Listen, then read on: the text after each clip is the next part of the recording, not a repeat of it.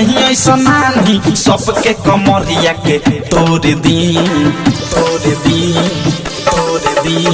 हे भगवान जी बहाई ऐसा नानी सबके कमरिया के तोड़ दी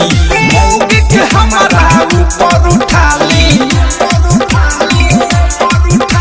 मौके के हमारा ऊपर उठा ली सरनिया के हमारा ला छोड़ दी मौके के हमारा ऊपर उठा ली सरनिया के हमारा